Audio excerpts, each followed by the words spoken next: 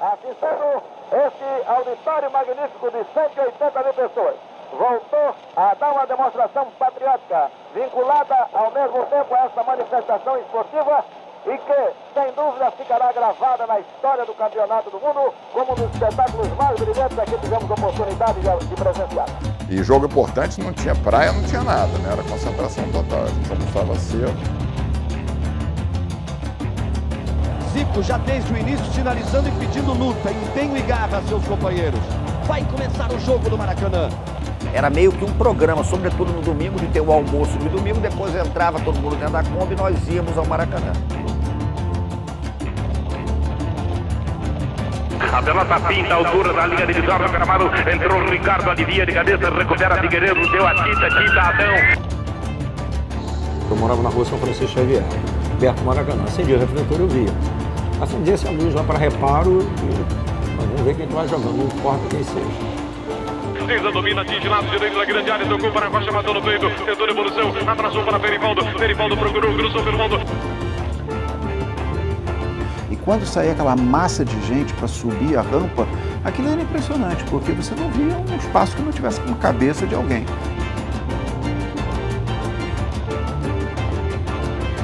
Marcando, obrigado então a virar para a ponta direita, sobe de novo, ia para matar a bola no peito, botou no terreno, cruzou para o Rony, matou, tocou para Romário.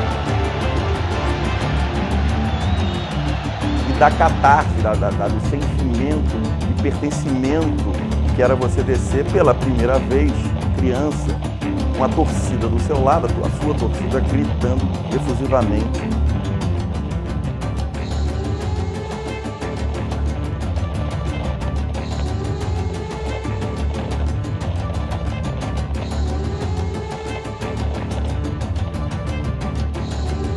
.120 mil pessoas, para mim, quando eu entrei no Maracanã, vi aquela multidão, vi aquela coisa. Com disposição, com decisão, com certeza, um gol do campeonato, um gol do povão.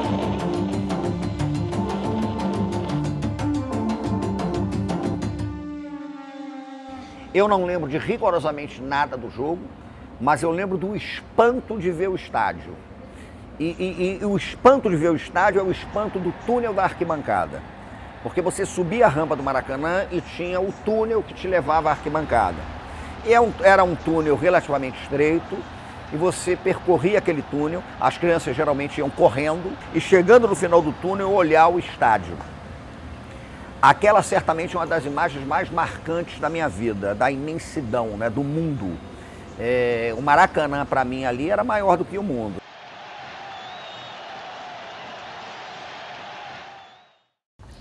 Eu nasci no Piauí e moleque vim para o Rio. No Piauí, naquela época, não tinha televisão. Na realidade, no Brasil não tinha televisão. Você via os jogos pelo rádio, ondas curtas, você ficava ouvindo.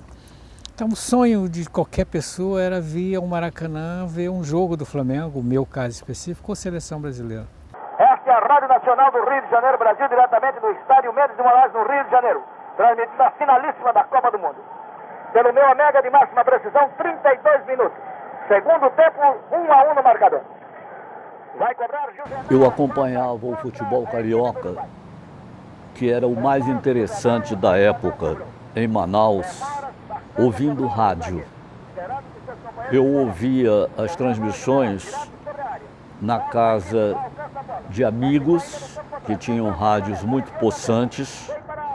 E a primeira lembrança que eu tenho de ter ouvido o futebol no rádio foi a da final da Copa de 50, que o Brasil perdeu em 16 de julho no Maracanã para o Uruguai. Ainda dentro do campo uruguaio, para Guidia. Guidia devolveu a Rúlio Pérez, que dá em profundidade ao ponteiro direito. Corre Guidia, aproxima-se do gol do Brasil e atira. Gol! Gol do Uruguai, Guidia. Segundo gol do Uruguai. Você ouvia um jogo pelo rádio, você sentia dentro dele. Você não via, mas você sentia, você se fantasiava que estava lá vendo o jogo, como é que o cara chutava, cabeceava. O jogo em televisão, que tinha uma ou duas, era Record, TV Rio. Você só via uma semana depois, ou então o canal esse, como é que chama? Passava no cinema.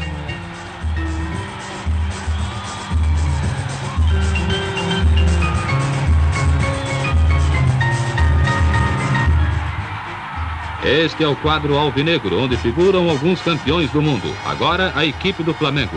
Aos rubro-negros bastava o empate para a conquista do título. Final do campeonato de 62. E o meu pai, flamenguista doente, meus irmãos flamenguistas, só iam na torcida do Flamengo. E eu estava lá na torcida do Flamengo, sentado para assistir Botafogo, Flamengo e Botafogo.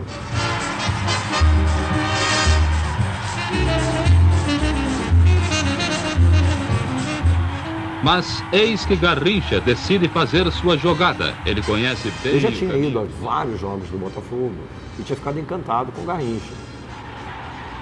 Mas era muito pequeno, muito. Aí, na final do campeonato de 62, o Botafogo ganhou de 3-0, o Garrincha fez os 3 gols, deu um baile no time do Flamengo inteiro. É o Zagallo que recebeu de Amarildo, volta a bola para o companheiro Amarildo na meia esquerda. Amarildo para Zagallo, Zagallo tenta invadir a área, fez o centro, entrou 40, tirou, defendeu o arqueiro, entrou Garrincha, gol! Gol do Botafogo! Girou espetacularmente quarentinha. Fez 3 golaços, e aí eu me lembro que eu falei, pai, eu quero torcer pro time desse cara aqui, você se incomoda? Como eu ia a muitos jogos do Fluminense e do Vasco também, que também jogavam lá, né, no Maracanã, eu tinha uma simpatia muito grande. Eu achava a camisa do Vasco a coisa mais linda do mundo pela faixa, aquela faixa diagonal com a cruz de Malta. Aí eu falei, caramba, mas a camisa do Fluminense também é tão linda. Eu venho a todo jogo do Fluminense, eu torço pelos todos, pô. Mas eu tenho absoluta certeza que fazia parte do cotidiano de muitos cariocas ir ao Maracanã em qualquer circunstância. Absoluta certeza. Isso se perdeu. Mas era absoluto, eu tenho absoluta convicção. Gente, o Maracanã botou mais de 60 mil pessoas para ver o Santos jogar contra o Milan em 63. E esse jogo do Santos, chovia uma barbaridade. O Santos ganhou o jogo 4-2, foi campeão, mas chovia muito. E eu quis ir assistir o jogo na geral. E eu tinha ingresso para arquibancada. O Maracanã era a extensão da vida de todo carioca.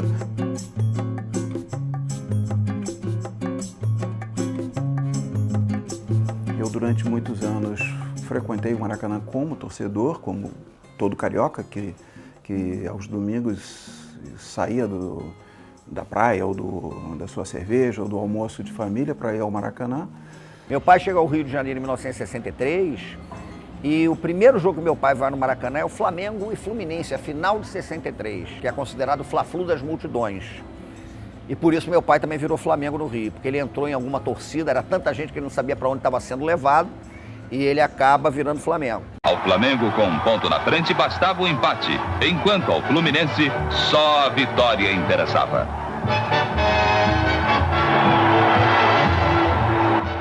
Foi o jogo com o maior público da história do futebol mundial, entre dois times da mesma cidade, com 177.020 pagantes. Dizem que havia mais de 200 mil pessoas no Maracanã. E eu até nem duvido, porque antes do jogo, a PM teve muito trabalho, até de subir a marquise para tirar torcedores. Porque boa parte dos torcedores, circundando a arquibancada do Maracanã, assistiu o Fla-Flu com as pernas penduradas. O estádio entupido, para sair foi uma dificuldade. Mas, só que era uma coisa tão civilizada, a torcida do Flamengo saía junto com a torcida do Fluminense. E era praticamente meio a meio. O Maracanã tinha pelo menos dos 180, uns 70 eram tricolores.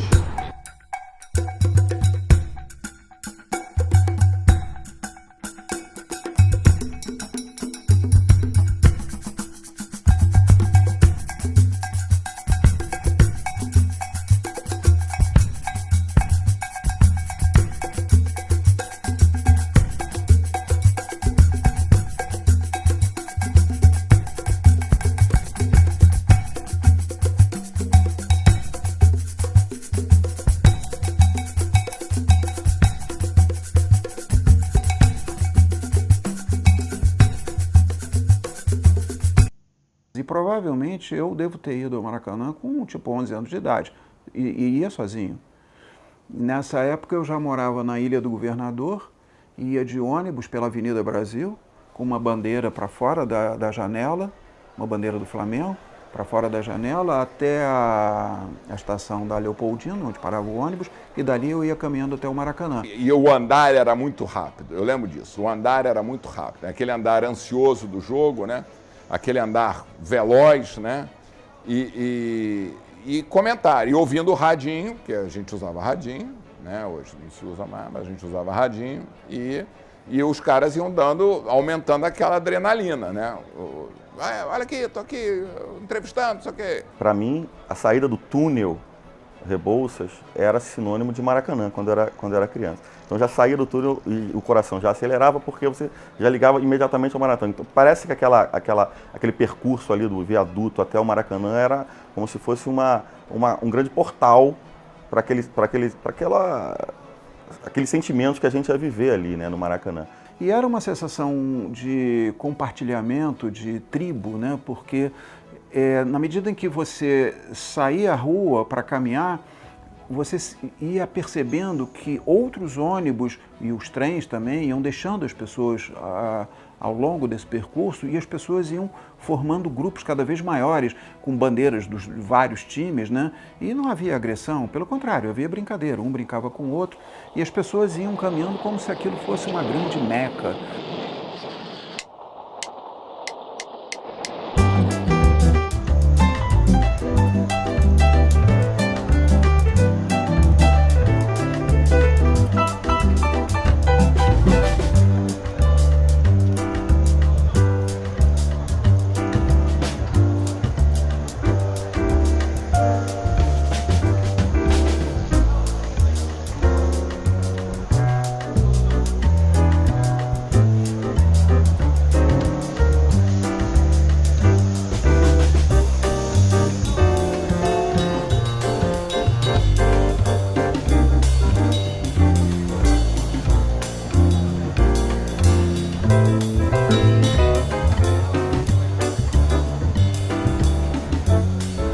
O Maracanã, daquele tempo, dava ao torcedor a possibilidade de convivência com o seu rival, lado a lado.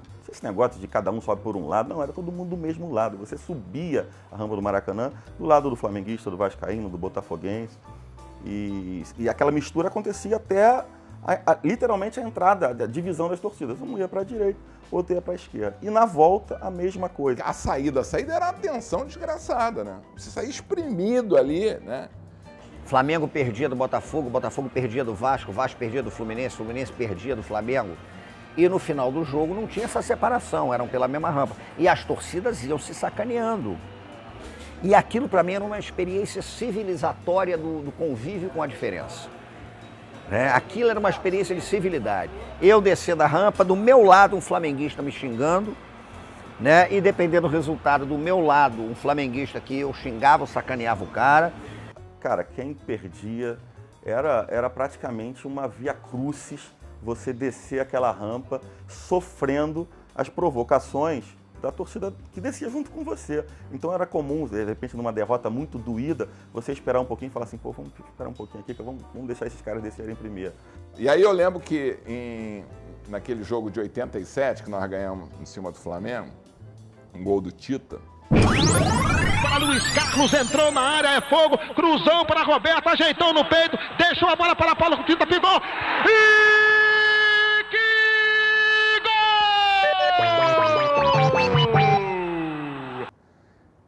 O Zico já estava no final da carreira, assim, né?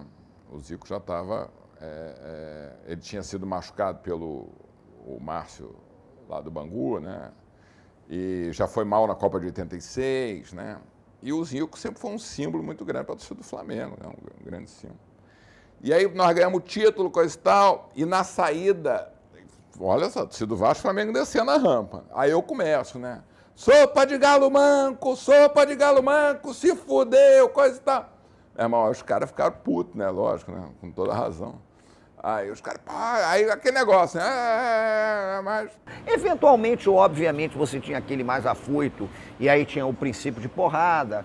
Aí também eu acho que tinha um antídoto contra a porrada, porque começava um sinal de porrada no Maracanã, o grito era sempre mesmo, porrada, Porrada. Mão na cara, dedo na bunda, era um inferno. Porrada mesmo. Porrada que eu digo no bom sentido, não tinha essas brigas.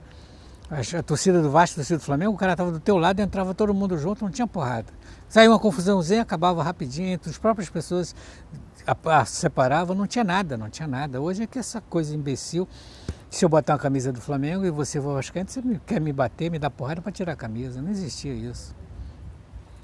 Os torcedores eram como o famoso encontro das águas do Amazonas, entre os rios Negro e Solimões, que se misturam, mas voltam sempre para os seus lugares.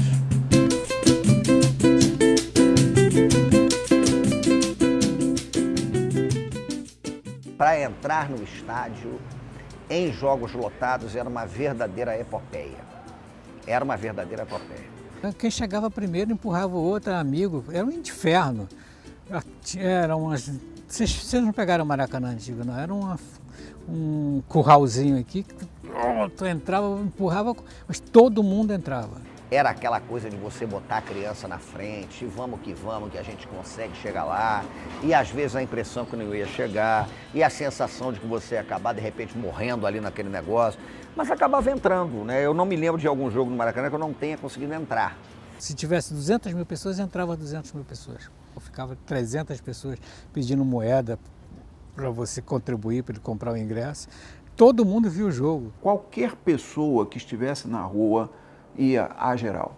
Se você não tivesse dinheiro, se você estivesse na rua, na entrada do Maracanã você pedia, me dá aí um cruzeiro, eu não sei quanto custava na época, me dá um cruzeiro, você pagava e entrava.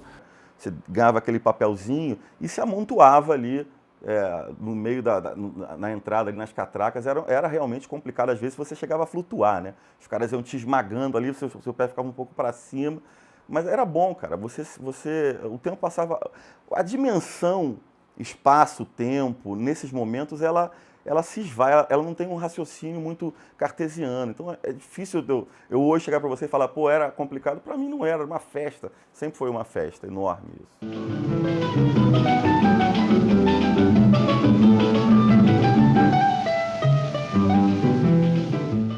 O jogo Flamengo e Vasco no domingo, na segunda-feira anterior, eles se reuniam na segunda-feira anterior.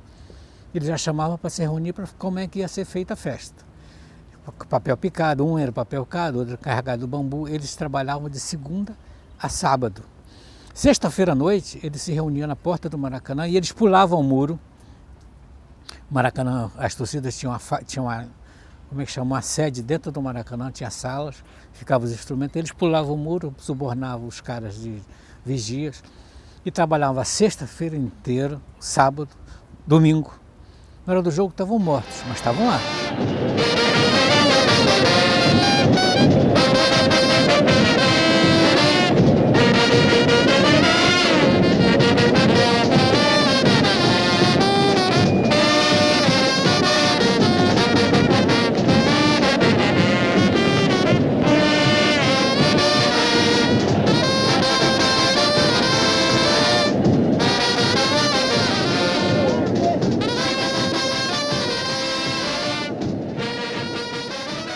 Então tinha algumas torcidas que essas eram as principais.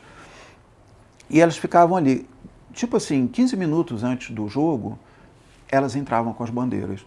Não entravam antes. A gente pensa que o correto seria entrar antes de todo mundo, porque eram bandeiras que tinham mastros enormes, assim, né?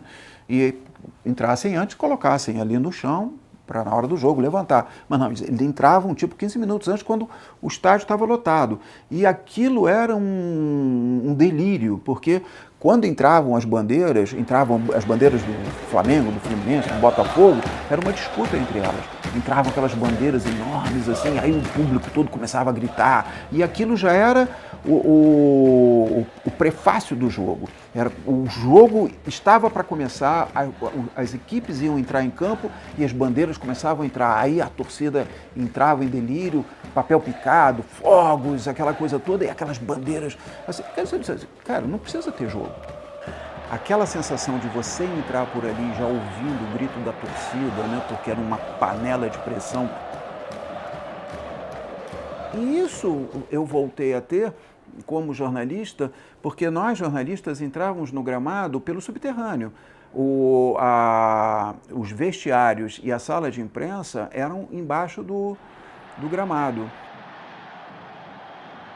Quando você ia por aquele corredor em direção à escada que dava acesso ao gramado, você já sentia a parede tremer. Era assim.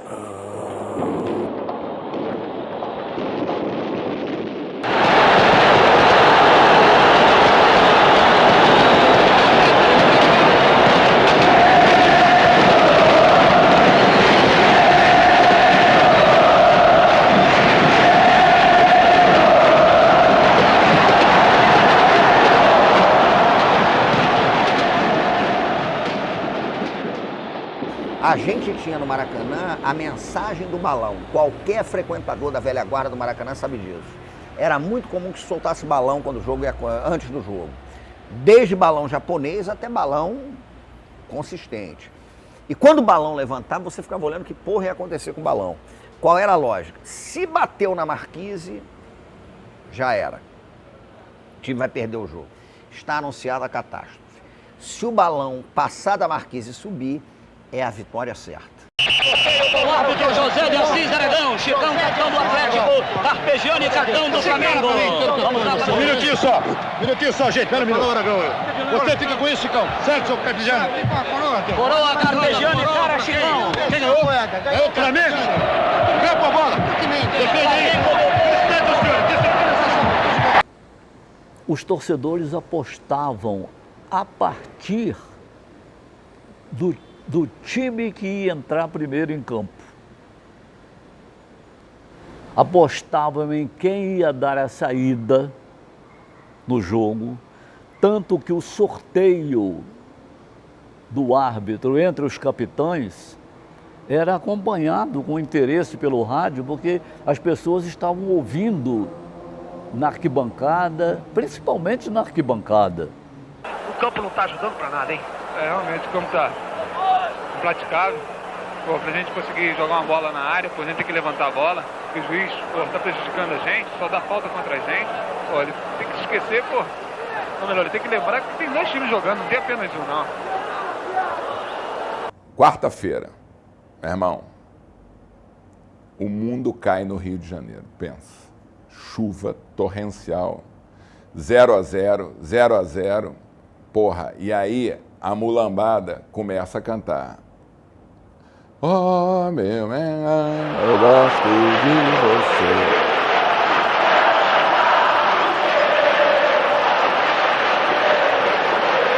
Aí vem o Vasco de novo. No momento que ele foi à frente, a torcida do Flamengo ameaçou parar. O Moser tomou, ela passou a cantar a plenos pulmões de novo. Porra, aí eles começaram a cantar aquele negócio. 42, 43, porra, e aquilo... Eu falei, eu não aguento ver isso. Tá entrando em campo toda hora. Ele vai na beira do campo e volta, vai e volta. Ele e o Santana. E o Carpegiani pede para o time segurar a bola o máximo possível. Começam a surgir os gritos de é campeão nas arquibancadas do Maracanã.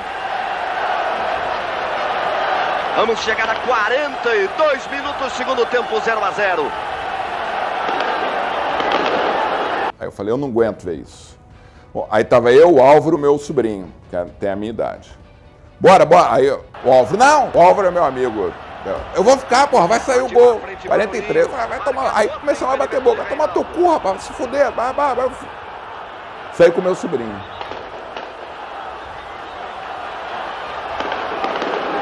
Maluco, aí Dudu, quando a gente lançamento para a entrada da área sai, quando a gente entra na... Levou vantagem, Roberto tentou tocar a Silvinho, a chance, bateu. Gol!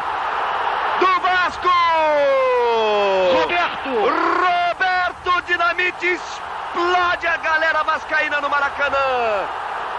43 minutos no segundo tempo. Roberto Dinamite, sempre Roberto Dinamite. A galera correndo, eu lembro, a gente mergulhava de cabeça assim, na poça, dando peixinho.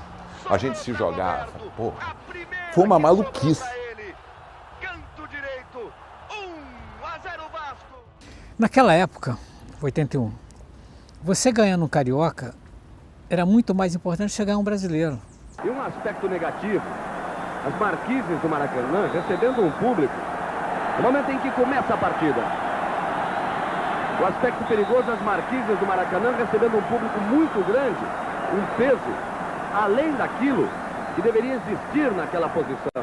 Por causa da rivalidade Flamengo e Vasco, Flamengo e Botafogo, Flamengo e Fluminense. Então o Flamengo estava indo para o Mundial, tinha 3 jogos para o Vasco decisão. Perdeu o primeiro, perdeu o segundo. Se perde o terceiro, o Mundial não teria mesmo elan como se tivesse perdido aquele campeonato. Frente arredonda pelo time do Flamengo, virando na divisória para Zico. É boa jogada, correu, lançou em profundidade para Júnior. Saiu da meta agora Mazzaropi. Júnior foi na bola, sobrou para Nunes. De longe, procurou, atirou, entrando, entrou! Gol!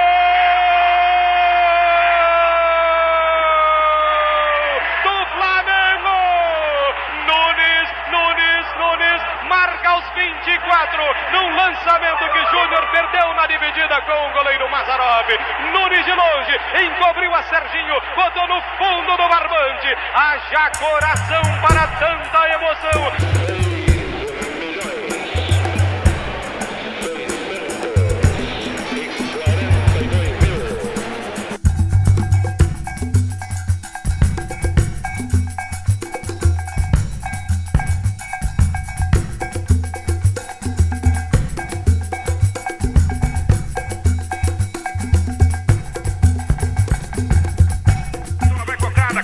Disparando, vai descendo pela ponta direita, se posicionando ali na grande área, Romário, ele entrou, disparou de esquerda, é gol!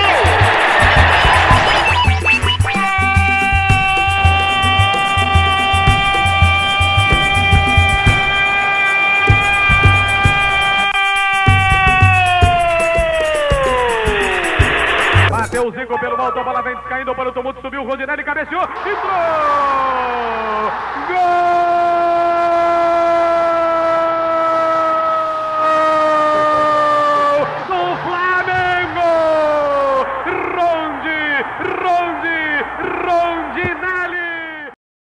Teve uma final de 74. 200 mil pessoas foram ao Maracanã assistir a partida decisiva entre o Flamengo e o Vasco. E o Maracanã estava em reforma da Marquise. Cheio de andaime. Final Vasco-Flamengo 74. Cheio de andaime, pense.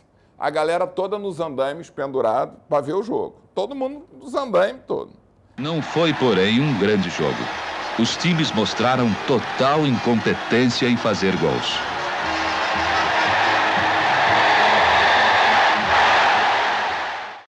E tinha o placar antigamente, era aquele placar simples, que o cara trocava, sabe como é que é? Tinha luz e o cara trocava. Botaram aqueles balão de gás, aquela bola de gás atrás para enfeitar, para o time entrar, coisa e tal. Algum maluco vai e joga a porra do cigarro.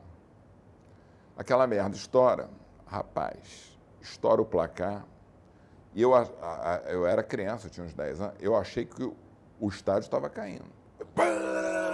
E aí começou a passar gente queimada. Eu lembro assim das pessoas queimadas passando do lado, né? Uma confusão. Imagina um estádio com 150 mil pessoas, acontece um negócio desse.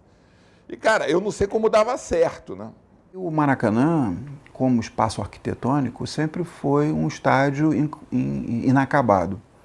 A obra nunca terminou. Desde a Copa de 50, provavelmente até a reforma para a Copa e para as Olimpíadas, foi um estádio que você via vergalhões, né? O banheiro era imundo, sujo, a arquibancada era desconfortável porque não tinha cadeira, né? Mas fazia com que as pessoas tivessem um contato físico entre elas e um compartilhamento não só do espaço físico, como das suas emoções. Então, por exemplo, quando saía um gol ou quando a torcida estava empolgada e era um grande jogo, as pessoas se abraçavam mesmo desconhecidas. Era muito comum sair um gol, você abraçava uma pessoa que estava do seu lado, beijava. O torcedor, de uma maneira geral, concordava com essas limitações de conforto. De fato, a gente não pode falar que o Maracanã era um estádio confortável. Definitivamente não era. Mas ele era tão bom, a atmosfera, a eletricidade, a alma daquilo lá superava qualquer coisa. Passa sufoco a vida inteira, cara. Para entrar no Maracanã antigamente era sufoco, eu sou baixinho, careca, baixinho, fraquinho. Para comprar um ingresso era um inferno, mas comprava na bilheteria. A gente, tudo é sufoco. Não tem, o torcedor raiz, tudo é sufoco. Não pensa que você chega lá legal e chega no estádio e é recebido com flores, que não é. Me lembro de um jogo Brasil e Paraguai, que eu acho que é considerado a maior plateia do Maracanã, em que me parece que eles venderam mais ingressos do que era possível. Então as pessoas sentavam, além, a arquibancada, ela tinha um espaço para sentar muito longo assim, né, extenso, até para que as pessoas pudessem caminhar entre um e outro que estivesse sentado. As pessoas estavam sentadas entre esses lugares. Você não tinha como caminhar. Você não tinha aonde passar.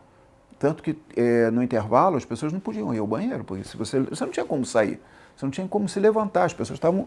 E saía um gol, todo mundo se agarrava, todo mundo se pegava, um caía por cima do outro. Era uma confusão enorme, mas era muito engraçado. Eu guardo como um troféu um fato, que quem me conhece sabe. Eu tomei uma mijada violenta no Maracanã, de um saco de mijo explodindo em cima de mim, no Brasil e Chile, eliminatórias para a Copa de 90, o jogo da fogueteira. E não me rebelei porque... eu entendia perfeitamente que não tinha condições de alguém ir ao banheiro naquela circunstância. Então as pessoas mijavam, botavam num saco e mandavam lá para baixo, seja o que Deus quiser. Né? Não tem jeito. Mas o perrengue era esse, pô. Você tá ali, né? É complicado. E nesse Brasil e Chile foi... Mas eu fui cheio, rapaz. Eu nem era careca, podia ter essa desculpa, porra, tal. Hoje não. Foi em mim mesmo aquele troço. Mas muita gente foi mijada ali naquele negócio. Aí eu ia perguntar, e agora? Agora nada. Ué, agora você abstrai da experiência do mijo e vê o jogo. Capricha no cruzamento, é pra Silas. Chegou pra ele, vai botar na área de novo, bateu por baixo. Romário, agora Bebeto!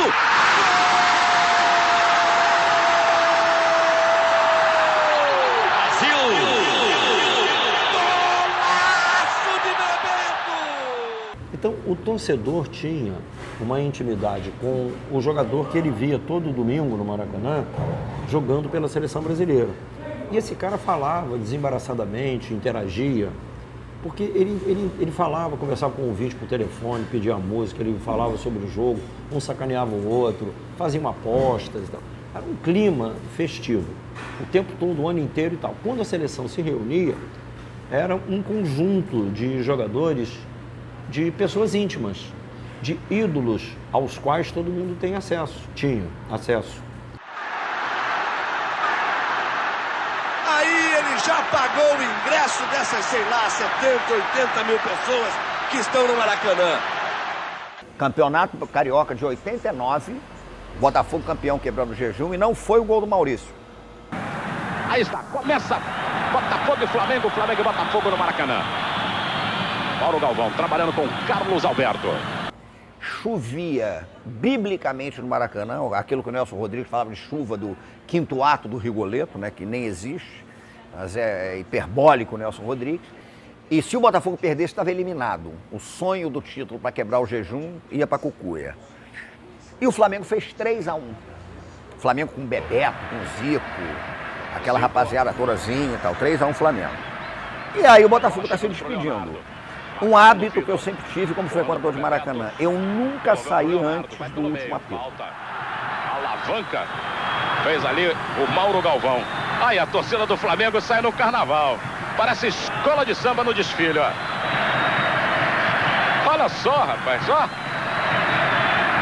Ó. Olha que coisa. Um porre de felicidade.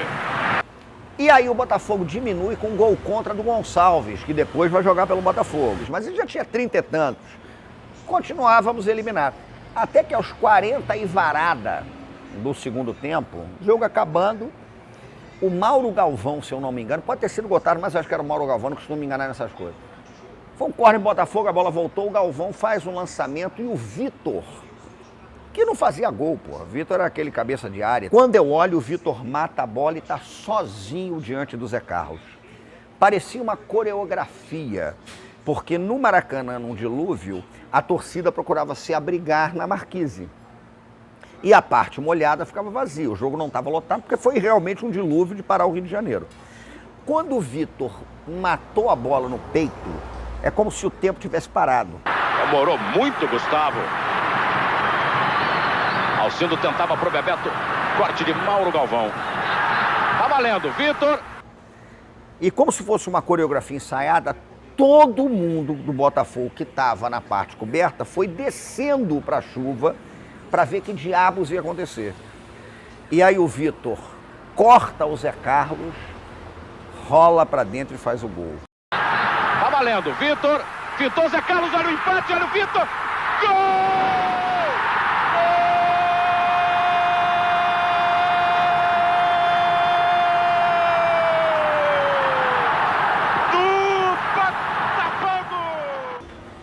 Eu só me lembro de ter dado uma deslizada na chuva, mas aquela coisa de gente deslizando na chuva.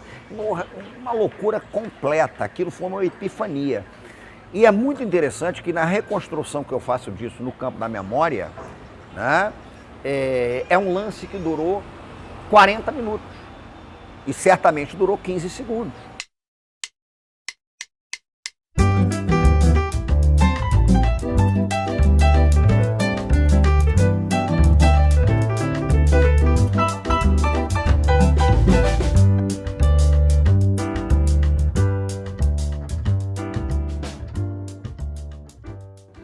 O Maracanã, ele era legal porque ele propiciava essas possibilidades todas, né?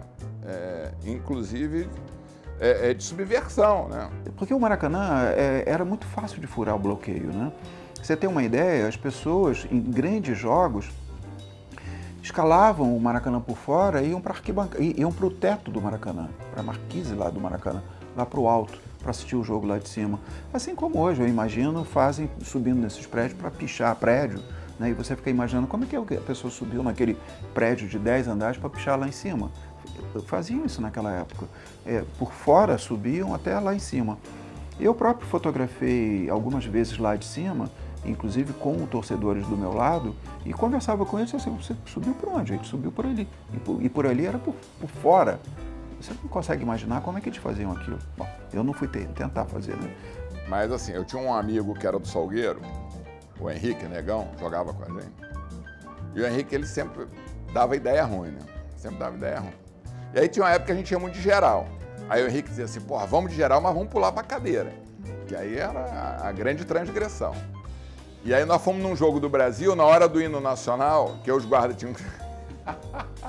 Os guardas tinham que ficar parados, é a hora, né? Aí os guardas parados, hino nacional, e aí a gente fazia pezinho pra pular pra cadeira. Aí pular na cadeira, olha só, a cadeira era ruim de ver jogo, que nem a geral, mas era uma grande transgressão, né? E aí os policiais putos, né? Assim, aquela coisa. E a gente esperava o horário do hino nacional pra poder fazer esse negócio assim. Torcer na geral era a maravilha de você torcer sem saber o que está acontecendo no campo.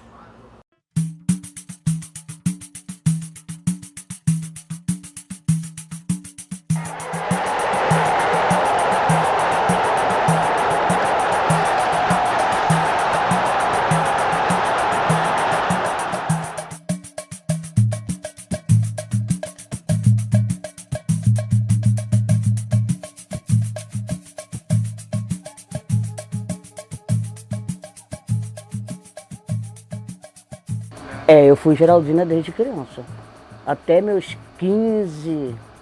Quando eu consegui ir para arquibancada, eu ia, mas eu tinha mais mesmo, meu carinho mesmo era mesmo a geral.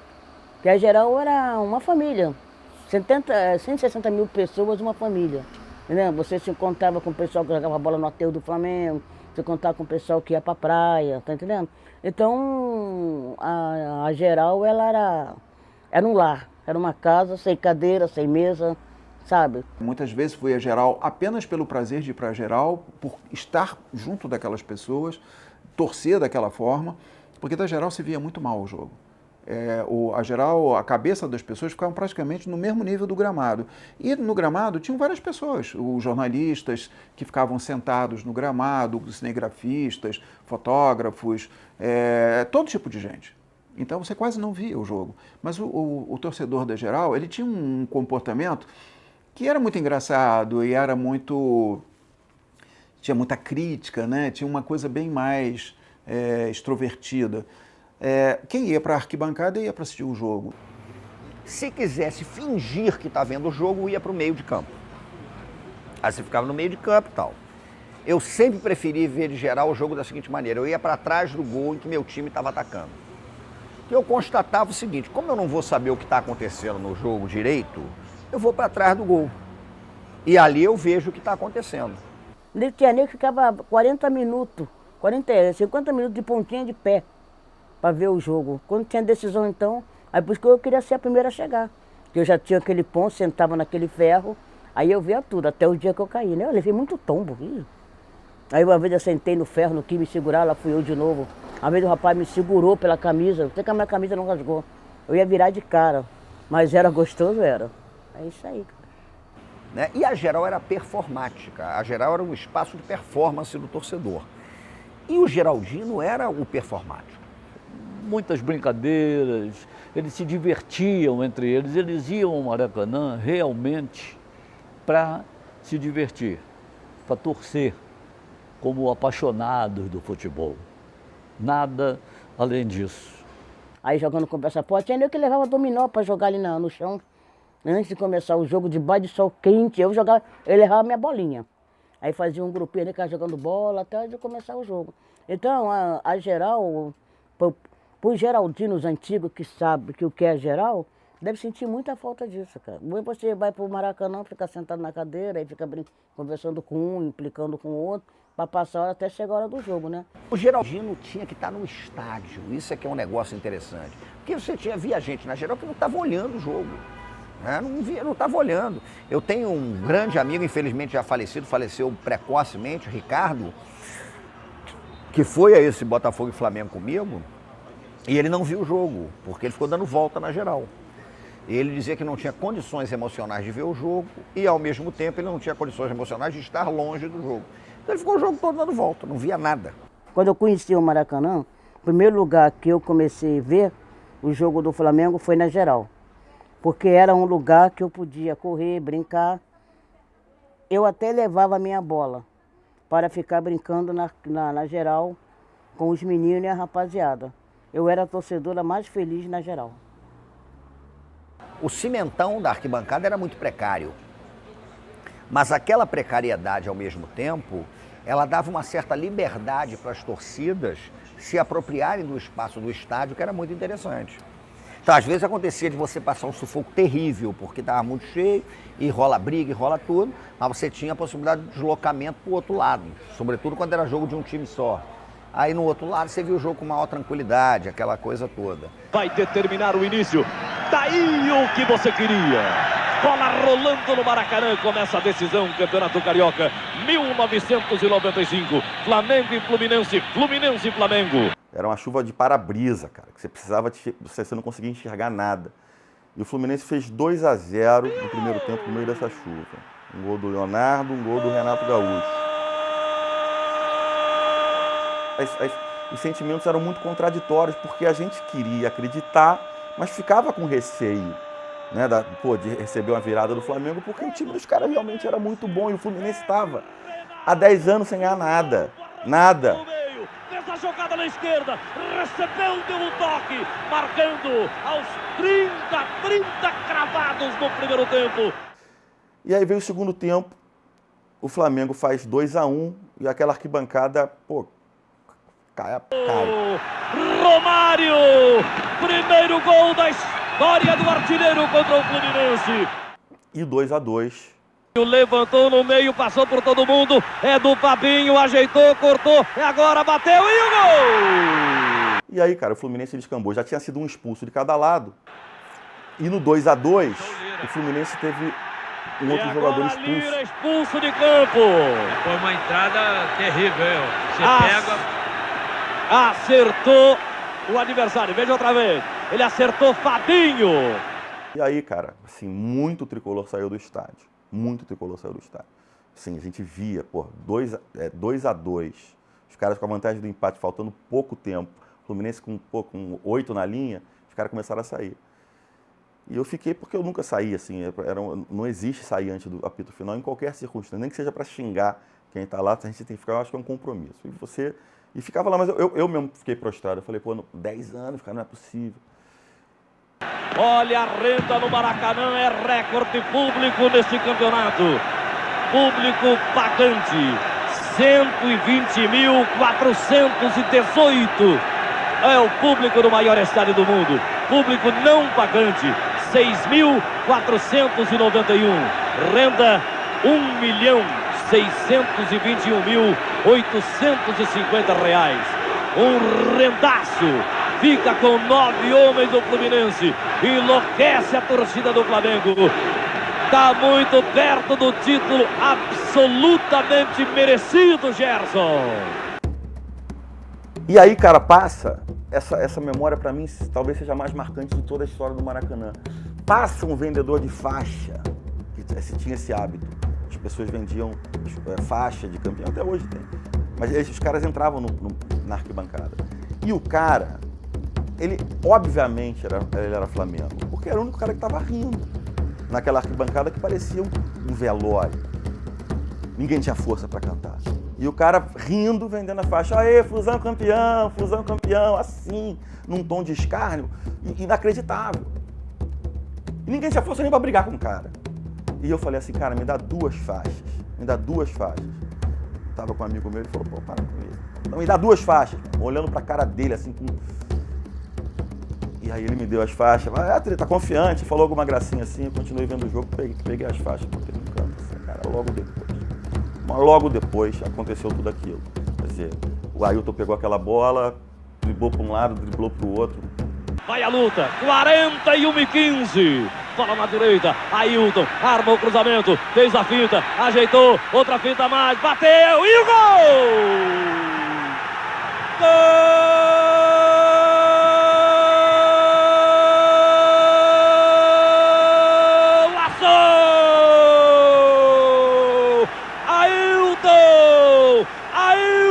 Ex-rubro-negro entrou dançando na defesa do Flamengo, um canhonaço de perna esquerda a 42 minutos do segundo tempo. Outra vez o Fluminense na frente, 3-2. É cruel, é muito cruel. Ailton do Acari. Ato contínuo, eu olhei pro bandeirinha para ver se o cara corria na direção do gol, deu o gol, olhei pro juiz, olhei o Renato correndo e não olhei para mais ninguém, cara. Eu fui atrás do vendedor da faixa.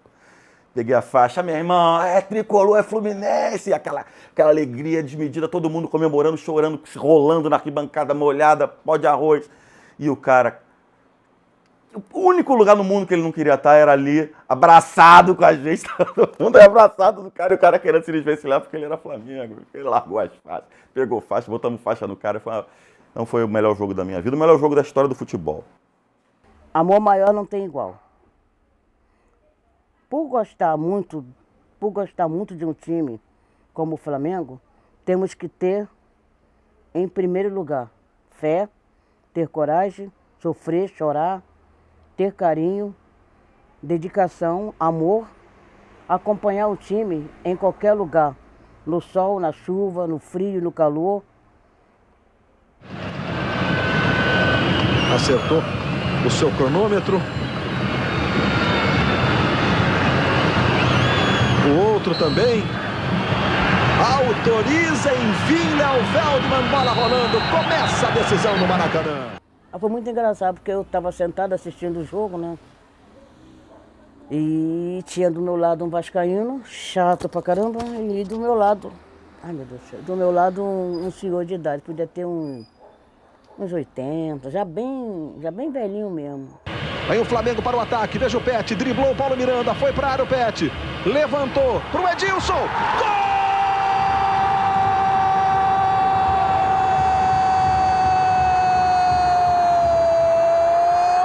do Flamengo! 2-1 era do Vasco, né? Aí tá o cara do meu lado, 2-1, né? Agora não tem nada de vice não. Não, acabou esse negócio de vício. Olhava pra cara dele assim e dizia, meu Deus, tanta ilusão, mas tudo bem, né? Jogo é jogo. Aí ele tá. Aí o Beto tinha batido 4 faltas, nenhuma entrou. De novo o Pet ajeitou novamente a bola. Ele e o Beto Petkovic para a cobrança. Já está autorizado. Olha o Pet. A batida tocou na barreira. Aí o cara tá lá. Mas não. E a torcida do Vasco já estava gritando campeão. Acabou o bicho, cantava aquelas músicas boas, né? Os palavrões muito bonitos, né? E o cara tem vício, não sei o quê. Ele aí, tá vendo? Ela massa. E o técnico Zagallo olha pro relógio, 43 minutos, corta a cabeça. Amigo, agora aquele momento é o seguinte, se ele fizer, ele não perde mais também. O Vasco agora, Paulinho, se levar o gol não tem tempo de reação. E acaba de chegar São Judas Tadeu. Olha, e o Flamengo treinou muitas cobranças de falta durante todo o dia ontem. 43, faltando 2 para acabar, Petkovic na falta, prepara. Atenção, Pet pra bola, bateu, guardou, campeão assim! Gol! Do Flamengo! Na hora de acabar o gol do Tri! Pet!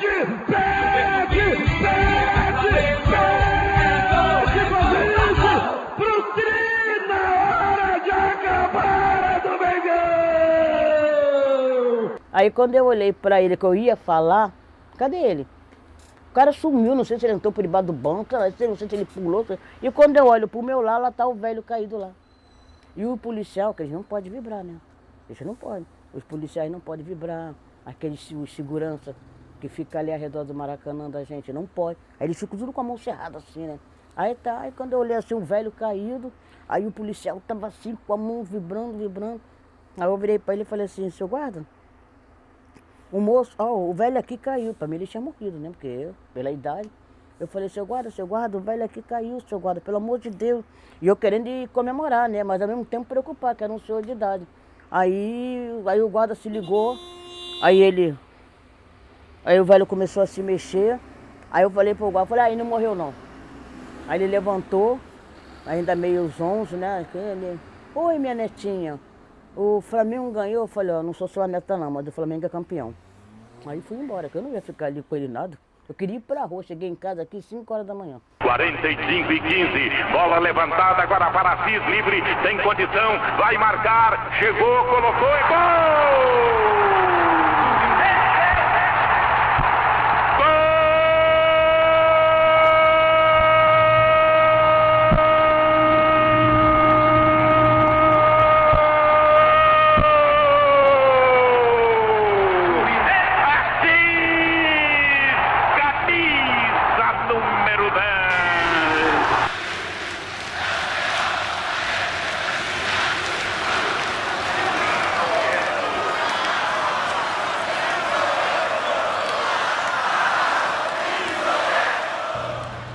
Fizeram um espetáculo com fogos de artifício em verde, vermelho e branco. Fizeram fumaça em verde, vermelho e branco. Coloriram o Maracanã todo de verde, vermelho e branco. Teve uma queima de fogos que foi a mais bonita da história. As músicas, o cântico, a torcida, o embalo, o ambiente que estava no Maracanã, o cenário era um cenário glorioso, assim, de vitória apoteótica, sabe, a coisa mais marcante do mundo. Nunca vi um Maracanã tão bonito na minha vida, nunca vi. A torcida jogou uma tonelada de talco, fogos de artifício em cima da... Foi uma festa absolutamente apoteótica, olímpica. Eu me lembro que eu estava na cabine, falei com o Apolinho, o Astor Rodrigues, falei, eu acho que você já viu aqui no Maracanã algum espetáculo desse aqui? Olha que nós já vimos shows de torcida aqui, porque tem jogo que a torcida é muito melhor do que os times, né? Alguns, vários. Foi igual ao de hoje, eu nunca vi. Parecia um encerramento de uma Olimpíada. A festa que o Fluminense fez e não ganhou. E perdeu nos pênaltis, foi muito sofrido. Mas o dia mais sofrido da minha vida no Maracanã foi recente, sem dúvida. Porque ali no jogo contra a LDU eu sofri como torcedor. Nesse jogo que eu vou falar, eu sofri de uma outra forma. Eu sofri como gente, cara. Como me tiraram uma coisa muito grande. Foi o primeiro jogo que eu fui nesse novo estádio que eles colocaram lá no lugar do Maracanã.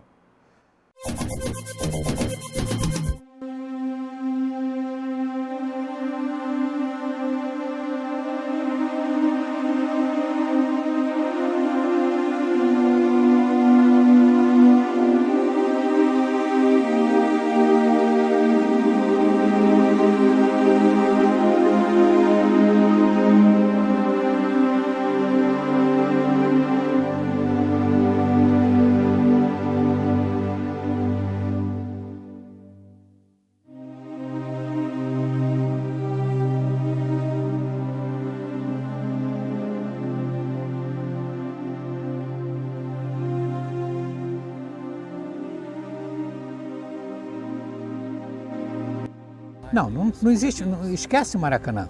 É a nova arena, eu me nego a chamar Maracanã. A arena tem um símbolo, uma simbologia da modernidade, que é muito perigosa, né? A arena representaria aquilo que é moderno em detrimento do estádio que é antigo e precisa ser mudado. Não derrubar o Maracanã. Como que você vai derrubar? Vai derrubar o Maracanã, a Estátua da Liberdade, vai derrubar a Torre Eiffel? Como assim? Não, vou derrubar, vamos fazer um outro aqui, mais novinho. Então vai lá, derruba o Coliseu, então, também, porque é velho pra cacete. O que teria a arena? Conforto, segurança e um público mais propício para um espetáculo midiático. Então, a arenização é possível se pensar assim, no sentido de que existe, sim, um esforço visível, sobretudo nas construções dos novos estádios, na modernização do Maracanã, na transformação incisiva dos espaços do torcer. Transformação que implica na transformação também dos modos de torcer. Não se torce mais no Maracanã como se torcia antes. Arquitetonicamente é impossível. E quando eu cheguei nesse Maracanã, nesse negócio aí, tinha DJ, cara. Tinha DJ, os caras estavam colocando, não sei se música, não sei o que era, não sei, Anitta ou sei lá, qualquer coisa do gênero. No Maracanã estava inundado de cheiro de pipoca, que parecia que estava chegando no cinema. Sai o gol, o cara está preparado para se filmar vibrando para botar em rede social. Então, sai o gol, ele já está imediatamente. Isso é de um ridículo absoluto, né? O cara pegou o celular, o gol! Aí ele cata o celular e ele se filma. E está ele lá para mostrar que está filmando. A subida da rampa, que era um momento forte, um momento imponente da história do Maracanã. Ontem eu estava reparando, inclusive já reparei, as pessoas sobem a rampa se filmando.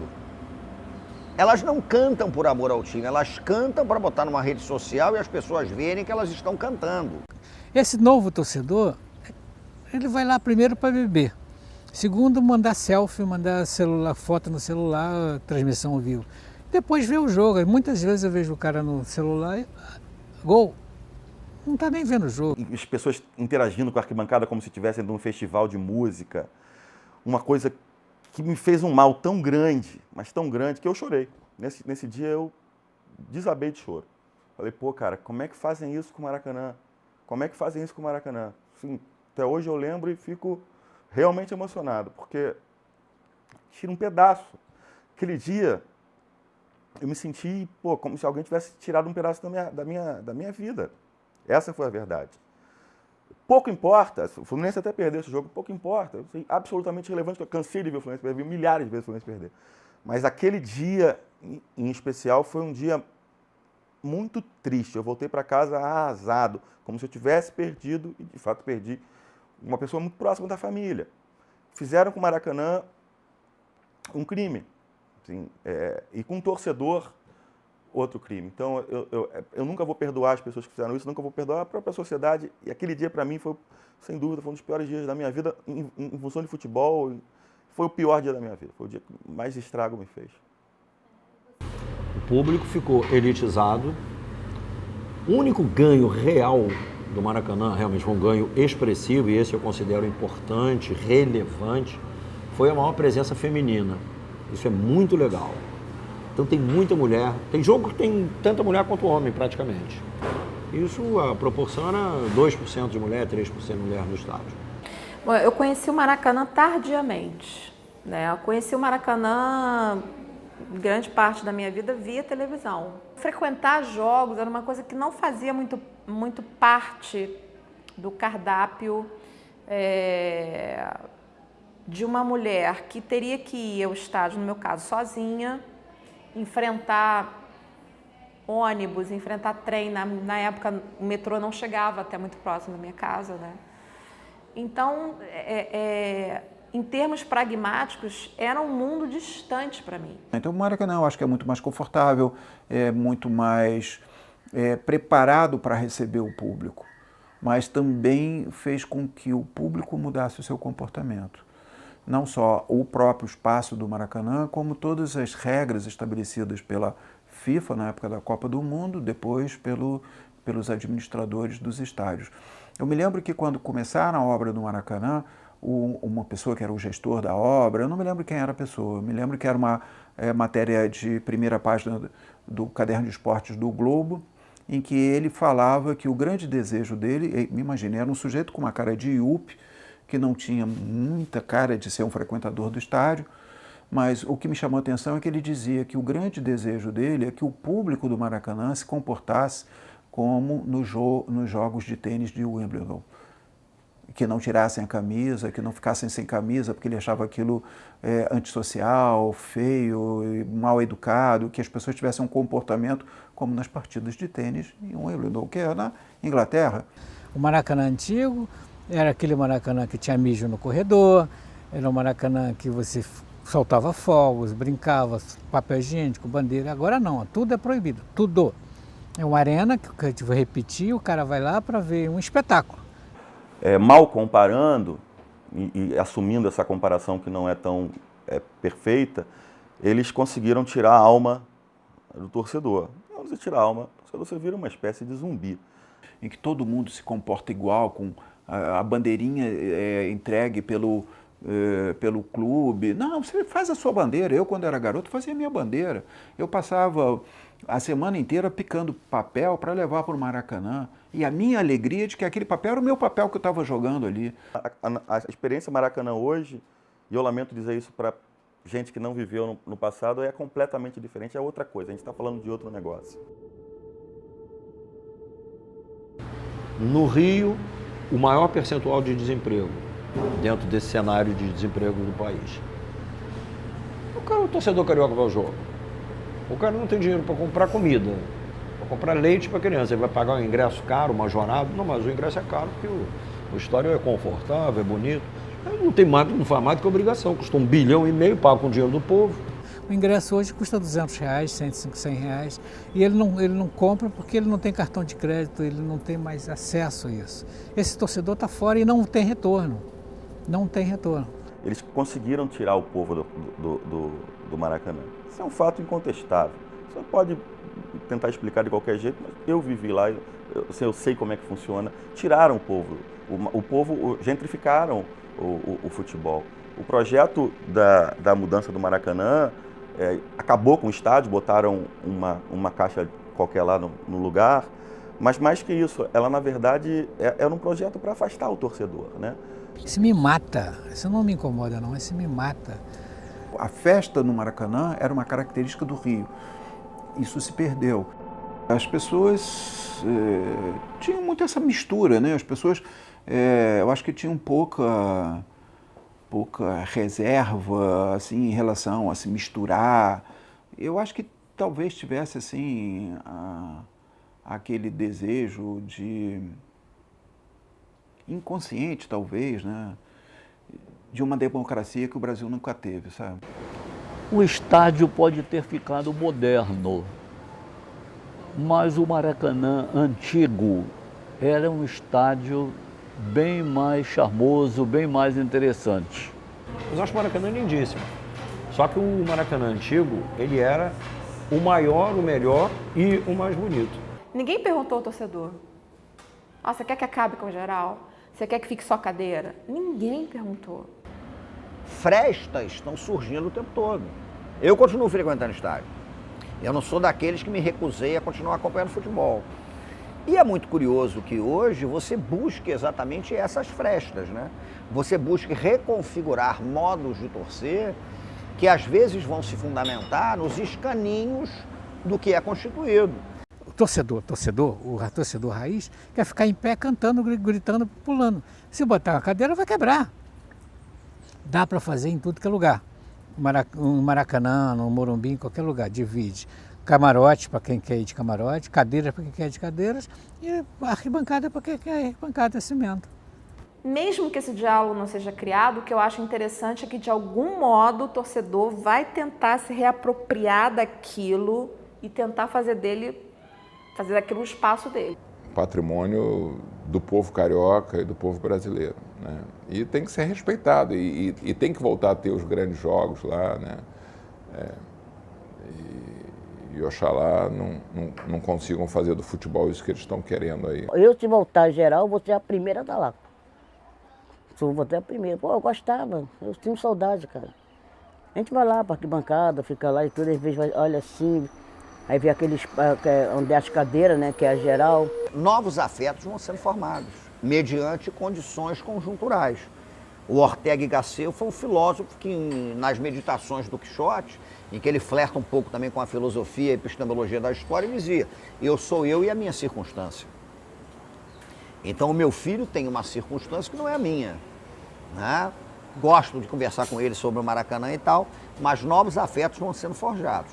Para mim, né, do ponto de vista da construção, da minha memória, daquele negócio todo, o que aconteceu no Maracanã foi um assassinato, e eu acho que é um assassinato, é imperdoável, né?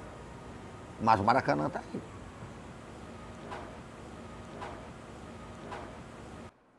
Continuo indo e vou até depois das minhas pernas não me deixarem ir. Se eu tiver uma maneira eu vou ao Maracanã, espero até o último dia da minha vida.